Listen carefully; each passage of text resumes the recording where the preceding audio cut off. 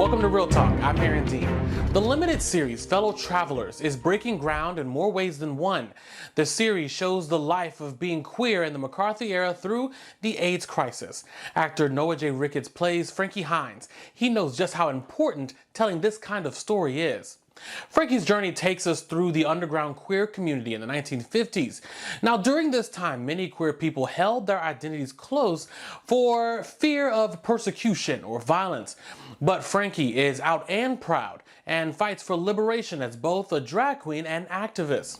Ricketts knows Fellow Travelers is unique and special. It gives spaces to queer characters whose histories are often silenced or not represented in TV and film. That's something that Ricketts believes is much bigger than himself. And Ricketts and the other stars of the show graced our September-October cover for Out magazine. I caught up with the star recently, and here's a look at our conversation. Noah, welcome. How are you? Hey, I'm good. How are you? I'm great. First of all, congratulations on all of your success right now. You are everywhere, doing all kinds of press with everyone. And so I'm so honored that you took some time to talk with me and the Advocate Channel today. Yeah, thank you so much. Thanks for having me. For those who might not know, tell us about the show and the character you play. Yeah, so the show is called Fellow Travelers, and it's on Showtime and Paramount Plus. And there's a lot that goes on in the series, but at its core, it's this epic love story between two characters named Hawk and Tim.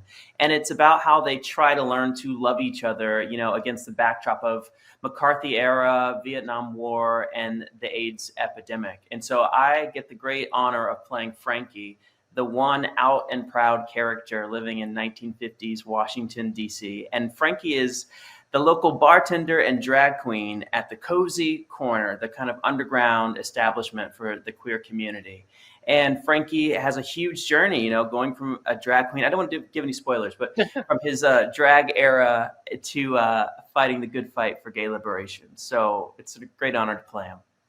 Well, like you said, without giving too much away, you told us, the show expands over time, it goes through history. So how does your character kind of evolve without giving too much? Like, what would you say that character development is like? Yeah, when you meet Frankie, he's full of fabulosity and he's obviously doing his drag thing. And as the series progresses, the queer, issues that are laid out in front of him just get too big to stomach. So he actually decides to hang up his high heels for a moment and actually get into social work and social justice. So that's one of the biggest changes and the biggest arcs for Frankie. And it's so true, like, in history, gay liberation and this wonderful movement, and the reason we're able to be so out and proud is because of the Black and brown trans women and drag queens who put their life on the line. And so Frankie follows that trajectory within the series.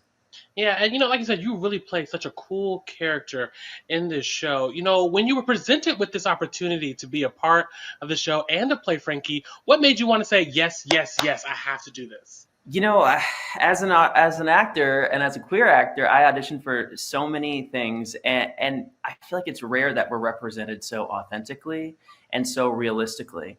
And I hold two things in my existence: being Black, being queer, and to have not one but two Black queer characters on screen that are so vastly different.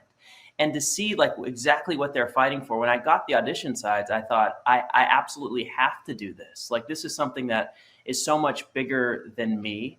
And so it felt like a kind of like a call to arms, like kind of like a call to action. So that was exciting for me as I auditioned, just seeing Frankie's journey on the page. And when it comes to, like you said, being a Black and queer actor, kind of talk to us a little bit about what is that experience like working in Hollywood, whether it's on the stage, whatever it is, what is that like? It has a lot of challenges. When you turn on your TV, sometimes you feel lucky to see just one Black character on screen and a sea of white faces. And so, you get a lot of material that comes across your desk that it's hard to stomach, where people are made into these queer stereotypes or these Black stereotypes. And so I think that's one of the rare things about Fellow Travelers that's so special, is that it chooses to see people and the layered and nuanced experiences of queer Black people for real, for the first time. And that's what makes it so special. I think that's why so many people are connected to the story as well. Yeah. But let's talk about that too. How do you think that intersectionality of, your character being, black and queer and it coming together, how does that shape your character's experiences and how they're perceived? The word that comes to mind for me is layered.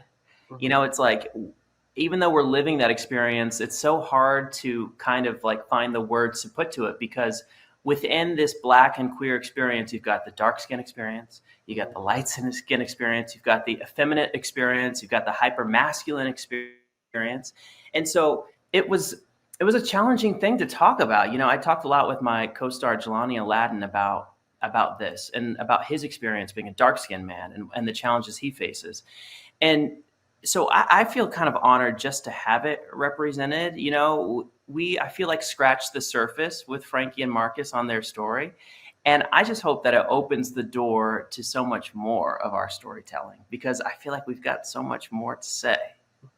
And thank you for giving us that insight on those conversations that you were having with your castmates. Mhm. Do you think similar conversations are happening, on the other side of the screen with the audience? What do you hope people are talking about now that we have seen this show and these characters? You know, I hope that this opens the door to quality television for queer and black characters. Like so much of our existence has been dwindled down to thugs and otherwise. Hmm. And I'll say for me, like the response I've gotten in my DMs and my messages from people, they're just happy to be seen. But to me, that feels like it's just the beginning. Like it's one thing to be seen, and now we have to start telling stories that really kind of summarize and invite everyone into this experience and this existence. And so I think this is the beginning of something great, Aaron. Yeah. I think so too. I think so too. Y'all are very talented. Really, really, y'all really were in that. When it came to like your getting ready for this role, were there any kind of influential figures or other actors that you kind of pulled from or studied to kind of help you tap in to this role? It was very interesting because we had a lot of like research to do on the history of this show. And this spans over 30 years, so it's a lot of queer history. And when you try to find good source material for queer stories, I mean, you see how much erasure actually happened. But I was able to come across this amazing documentary called PS Burn This Letter, Please. And it basically documents the experience of drag queens in New York City in the 1950s. And it's written through handwritten letters that they sent to a really famous Hollywood agent. And so through those letters, I was able to capture their joy. I was able to capture, them getting arrested by the cops. There's wonderful stories about them stealing wigs from the Metropolitan Museum of Art. And so through that, I was able to kind of gobble up and put together these pieces of Frankie and kind of bring his existence to life. Cool, cool. So, from an advocacy standpoint, I guess the next question would be is what do you think the show has done when we talk about, like you said, pushing the envelope a little bit forward? What work is there left to do to make sure that we can make sure that everybody is seen on some level? I think because there are so many out and proud queer actors in this playing such different roles, it's going to open the door to, queer existence in a variety of spaces. We are your lawyers, we're your doctors, we're your interviewers, and I think this is just the beginning of opening that pathway for queer actors to not just be the funny best friends, to not Right. just be the stereotype, but to actually have a layered, nuanced existence like we actually have in real life. I think that's what the show's going to do. Thanks for watching. Download the app in the Apple or Google Play Store to stream us live, and you can even subscribe to our YouTube channel. For the Advocate channel, I'm Aaron Dean.